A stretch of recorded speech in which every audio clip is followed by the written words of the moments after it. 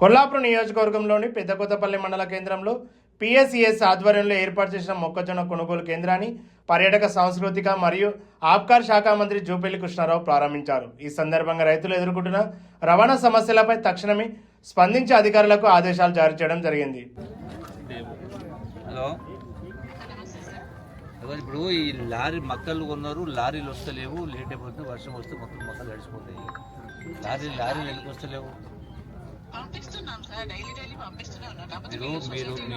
మీరు లారీలని tender పిలిచిందా, agreement చేసిందా, ఎట్లా పంపిస్తుంది పద్ధతి?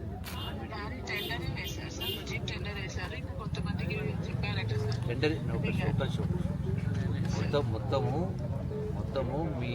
మీకు సంబంధించి అంటే మక్కలకు సంబంధించి మీ అంచనా మొత్తం మీ జిల్లా నార్కల్ జిల్లా డిఎంఏ నార్కల్ జిల్లా మొత్తంలో ఎన్ని ఎకరాలు వేసినారు, ఎన్ని క్వింటాలు, ఎన్ని లారీలు మొక్కలు వస్తాయి అంచనా చెప్పండి. లెక్క ఉంటుంది కదా.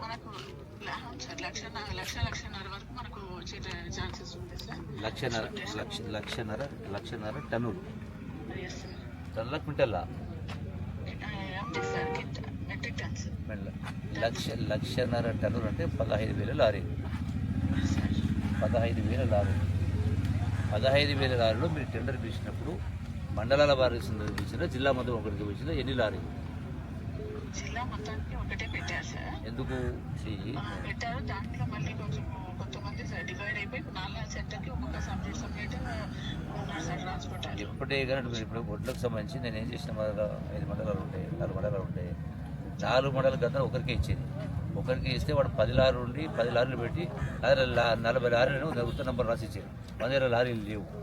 అందుకని చేసినాం, మండలం టెండర్ పెట్టించినాం, 2 మండలు కల్పించినాం. అప్పుడేంటి కంపల్సరీగా వాళ్ళు లారీలు చూపించాలి.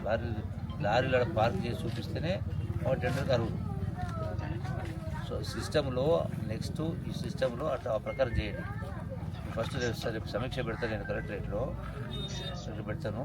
ఇప్పుడు నా మొత్తం టోటల్గా కొల్లాపూర్లో ఉన్న 4 మండలాల్లో ఎన్ని లారీలు, లారీ ఓనర్ల పేరు, లారీ నెంబర్ నాకు పంపండి. కొల్లాపూర్కి ఆ సొసైటీ వాళ్ళని ఎవరు అరేంజ్ చేశారు సార్?